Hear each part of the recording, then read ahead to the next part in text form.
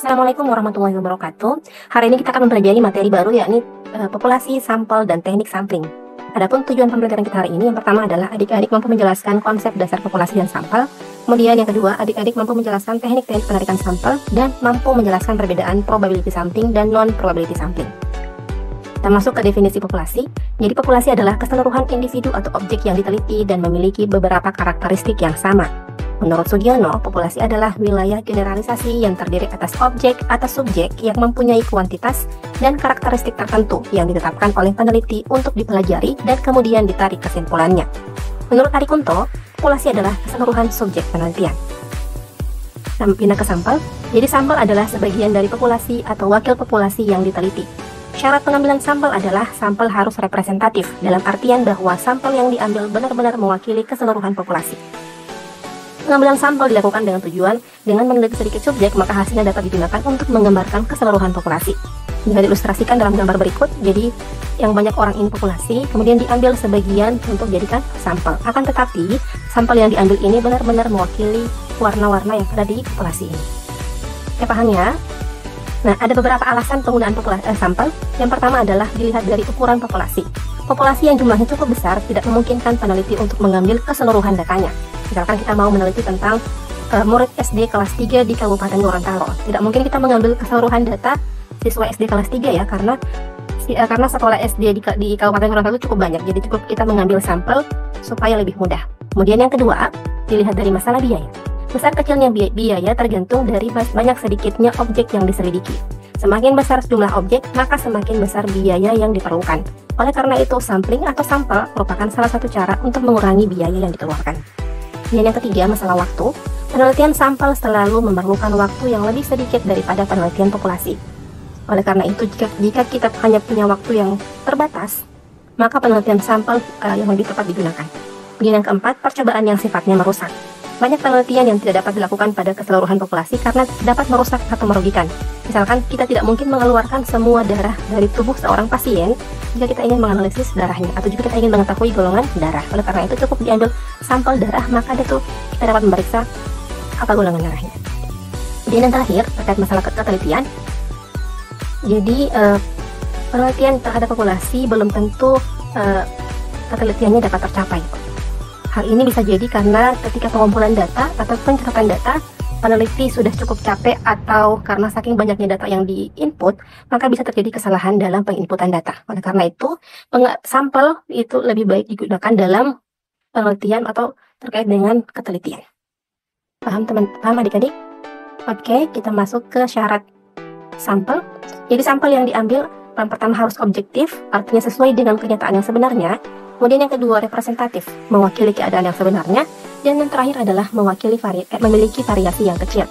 Kemudian yang selanjutnya, sampel yang representatif itu dipengaruhi oleh yang pertama, populasinya homogen atau tidak. Jadi kalau dia homogen, maka menggunakan apa? Kemudian heterogen juga, bagaimana caranya. Dan yang kedua, jumlah sampel yang dipilih. Pada umumnya, biasanya semakin banyak sampel yang dipilih, maka semakin representatif sampel tersebut karena dia mewakili semakin mendekati ukuran populasi yang sebenarnya. Kemudian yang ketiga, banyaknya karakteristik subjek. Jadi, sampel yang representatif itu apabila semua karakteristik subjek yang ada di dalam populasi itu terwakili atau ada perwakilannya. Kemudian yang keempat, teknik pengambilan sampel. Jadi, teknik pengambilan sampel juga menentukan apakah sampelnya nanti representatif atau tidak. Kita lanjut ke teknik sampling. Jadi teknik sampling merupakan teknik pengambilan sampel atau cara kita untuk menentukan sampel yang jumlahnya sesuai dengan ukuran sampel yang akan dijadikan sumber data sebenarnya, dengan memperhatikan sifat-sifat dan penyebaran populasi sehingga nanti diperoleh sampel yang representatif. Teknik sampling pada umumnya terbagi atas dua, yakni probability sampling dan non-probability sampling. Nah, untuk yang probability sampling ada 4 ini teknik samplingnya. Kemudian yang non-probability sampling ada 6. Kita bahas satu persatu ya. Kita mulai dari probability sampling. Menurut Sugiono, probability sampling adalah teknik sampling yang memberikan peluang yang sama bagi setiap anggota populasi untuk terpilih menjadi anggota sampel. Jadi, probability peluang. Jadi, setiap anggota populasi punya peluang yang sama untuk terpilih menjadi anggota sampel. Nah, teknik yang pertama, yakni simple random sampling. Ini merupakan teknik yang paling sederhana karena pengambilan sampelnya dilakukan secara acak tanpa memperhatikan strata yang ada di dalam populasi tersebut. Jadi ini dia digunakan ketika populasinya homogen, kemudian diambil secara random atau acak, bisa dengan cara diundi atau arisan, bisa juga menggunakan bantuan Microsoft Excel. Nah, ada 3 syarat yang harus dipenuhi untuk penggunaan SRS ini. Yang pertama adalah sifat populasinya harus homogen. Jadi kalau ada jaminan dia homogen, maka boleh menggunakan SRS. Kemudian yang kedua, keadaan anggota populasi tidak tersebar secara geografis. Artinya bahwa misalkan asal daerahnya tidak berasal dari daerah-daerah yang berbeda. Nah, kalau sudah seperti itu, maka dia akan cenderung heterogen atau tidak homogen. Kemudian yang ketiga, harus ada kerangka sampling. Dalam artian sampling frame-nya harus ada ya. Informasi tentang anggota populasinya harus lengkap. Nah, kalau ketiga syarat ini sudah terpenuhi, maka bisa menggunakan SRS. Nah, kelebihan dari SRS ini adalah dia prosedurnya sederhana, akan tetapi karena 3 persyaratan ini sulit dipenuhi di fakta di lapangan, maka biasanya jarang digunakan ketika melakukan penelitian untuk SRS. Kemudian kita pindah ke yang kedua, yakni Proportionate Stratified Random Sampling. Nah, teknik ini digunakan bila populasi mempunyai anggota atau unsur yang tidak homogen dan berstrata secara proporsional. Misalkan, suatu organisasi mempunyai pegawai dari berbagai latar belakang pendidikan yang berbeda, sehingga populasinya itu berstrata. Latar belakang pendidikan itu kan dia ada tingkatannya kan, SD, SMP, SMA, S1, S2. Nah, ini S1-nya 100 orang, S2-nya 80 orang, SMA-nya 145 orang, SMP 120 dan SD 160. Nah, oleh karena itu, untuk mengambil sampel dari masing-masing, jadi masing-masing jenjang pendidikan ada perwakilannya ya. Kita ilustrasikan seperti ini. Ini ada warna-warnanya yang berbeda. Jadi bedakan berdasarkan strata. Misalkan warna hijau ini SD, warna biru ini SMP, kemudian warna ungu itu SMA, kemudian ini misalkan S1. Nah, kemudian masing-masing ini di random. Jadi untuk yang SD di random, diambil 4 orang, ini terpilih. SMP juga di random, terpilih 4 orang. SMA juga di random, diacak, terpilih 4 orang. Ini juga di random, terpilih 4 orang. Nah, maksud proporsional di sini adalah dia ini, misalkan kita diambil 20%. Jadi proporsional, tidak timpang ya, jadi masing-masing diambil 20%. Misalkan yang S1-nya 20%, berarti 20 orang. S2-nya 20%, berarti 16 orang, dan seterusnya. Nah, kelebihan dari teknik ini yang pertama adalah semua ciri-ciri populasi yang heterogen dapat terwakili. Jadi masing-masing ada perwakilannya ya. Kemudian kelemahannya adalah peneliti perlu melakukan pengenalan untuk menentukan ciri heterogenitas yang ada pada populasi. Jadi diperlukan analisis lebih jauh untuk mengenali populasi yang ada. Yang ketiga, ini sama dengan yang tadi, yang strata, tapi dia tidak proporsional. Kita lihat dari jumlah masing-masing, ini stratanya timpang. Ini lulusan S3-nya cuma 3 orang, 4 orang lulusan S2, 90 orang lulusan S1, 800 orang SMA, 200 orang SMP, dan seterusnya.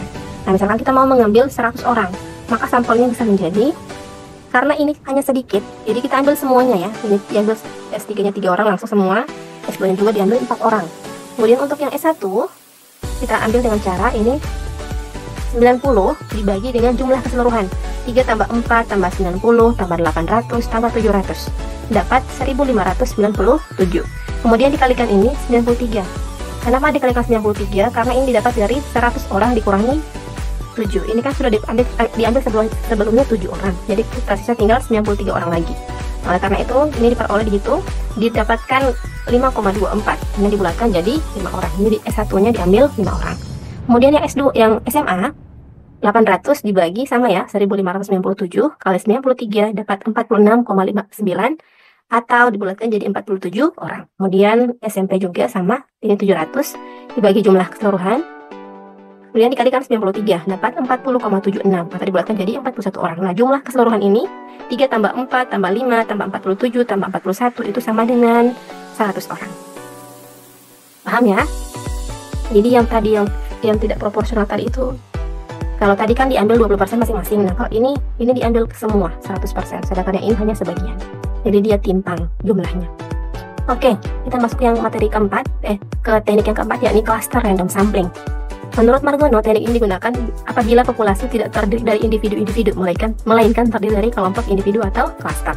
Teknik sampling daerah digunakan untuk menentukan sampel bila objek yang diteliti atau sumber datanya sangat luas, misalkan penduduk dari suatu negara, provinsi, atau kabupaten kota.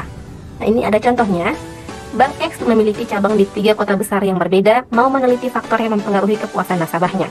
Nah, untuk menghemat waktu, maka bank tersebut mengambil sampel nasabah dari salah satu cabang saja. Jadi ini cabang dari kota 1, kota 2, dan kota 3. Nah, karena ini kemudian dipilih satu kota saja. Oh, ternyata yang terpilih adalah kota 1. Nah, ini dinamakan single stage cluster sampling, artinya keseluruhan nasabah yang ada di kota 1 dijadikan sebagai sampel. Itu yang jenis yang pertama. Kemudian jenis yang kedua, multi stage cluster sampling. Misalkan ini kota 1, kota 2, kota 3. Nah, diambil yang cabang pertama di kota 1. Cabang di kota 1, tapi ini kalau yang tadi kan semuanya diambil sebagai sampel. Nah, kalau ini tidak, hanya sebagian saja diambil sebagai sampel.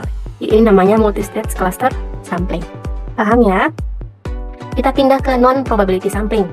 Menurut Sugiono, non-probability sampling adalah teknik yang tidak memberikan peluang atau kesempatan yang sama bagi setiap anggota populasi untuk terpilih menjadi sampel. Jadi tidak punya peluang yang sama, tidak macam tadi yang punya peluang yang sama. Nah, teknik yang pertama yakni sampling sistematis, yakni teknik penentuan sampel berdasarkan urutan dari anggota populasi yang telah diberi nomor urut. Misalkan kita punya nomor urut nomor 1 sampai 100. Maka misalkan kita ingin pengambilan sampel dilakukan untuk nomor ganjil saja, berarti yang terpilih adalah nomor 1, nomor 3, 5, 7, 9, dan seterusnya. Atau kalau di gambar ini ditambah-tambah 3 ya. Jadi yang pertama terpilih adalah nomor 1, kemudian 1 tambah 3, 4, kemudian yang terpilih yang kedua adalah nomor 4. Kemudian yang terpilih yang ketiga adalah nomor 7, nomor 10, nomor 13. Jadi dia sistematis. Oke, kita pindah ke sampling kuota. Sampling kuota adalah teknik untuk menentukan sampel dari populasi yang mempunyai ciri-ciri tertentu sampai jumlah atau kuota yang diinginkan terpenuhi. Misalkan kita ingin melakukan penelitian terhadap pegawai golongan 2, dan penelitian dilakukan secara berkelompok. Ditentukan bahwa sampel yang dikumpulkan adalah 100 orang. Oleh karena itu, karena dalam satu kelompok ada 5 anggota peneliti, jadi masing-masing peneliti itu punya kuota sebanyak 20 orang. Jadi mereka harus mencari sampel sebanyak kuota yang ditentukan, yakni 20 orang, dengan syarat sesuai dengan karakteristik yang tadi, yakni pegawai golongan 2. Nah, kelebihannya, dia mudah dan cepat digunakan. Nah, kelemahannya adalah penentuan sampel cenderung subjektif bagi peneliti. Dalam artian bahwa tergantung peneliti mau memilih siapa. Misalkan dia mau memilih keluarga, boleh ya. Tapi dia cenderung tidak representatif nanti. Kemudian yang ketiga, sampling aksidental adalah teknik penentuan sampel berdasarkan kebetulan. Yakni siapa saja yang bertemu secara kebetulan dengan peneliti, maka dapat digunakan sebagai sampel apabila syaratnya terpenuhi. Misalkan, penelitian tentang pendapat umum mengenai pemilu dengan mempergunakan setiap warga negara yang sudah punya KTP. Jadi, peneliti mengumpulkan data langsung dari setiap orang dewasa yang dijumpainya di jalan.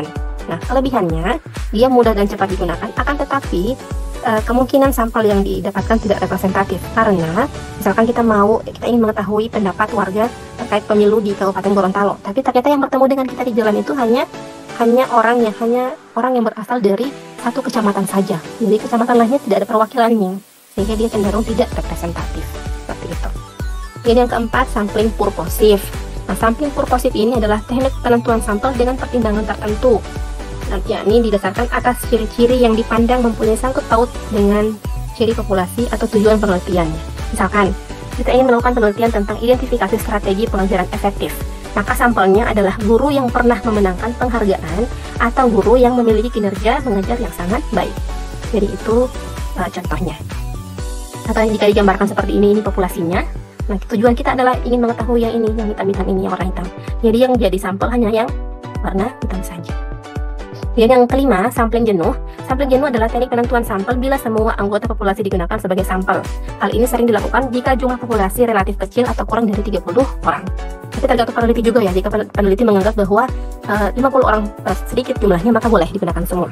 Nah, sampling jenuh ini paling sering digunakan untuk penelitian kuantitatif. Misalkan kalian turun di sekolah, ternyata di sekolah tersebut hanya ada satu kelas 4 SD misalkan. Jadi itu merupakan populasinya kelas 4, dan itu juga merupakan sampelnya. Jika anggota populasi sama dengan anggota sampel, maka dia dikatakan sampling jenuh atau penelitian populasi. Oke, yang keenam yakni snowball sampling, merupakan teknik penentuan sampel yang mula-mula jumlahnya kecil, kemudian menjadi besar. Jika diilustrasikan seperti ibarat bola salju, awalnya kan kecil, kemudian ketika dia menggelinding, lama-lama dia menjadi besar. Nah, ini paling sering digunakan pada penelitian kualitatif yang isunya cukup sensitif. Misalkan ini penelitian tentang isu narkoba ya. Misalkan yang A ini informan kita. Nah, dari A ini kita peroleh informasi tentang si B dan C. Kemudian dari B ini kita peroleh informasi D, E, F, kemudian ini G, H, I, sampai lama-lama menjadi banyak. Itu istilah dari snowball sampling. Nah, kelebihannya dia mudah digunakan, akan tetapi dia membutuhkan waktu yang lama.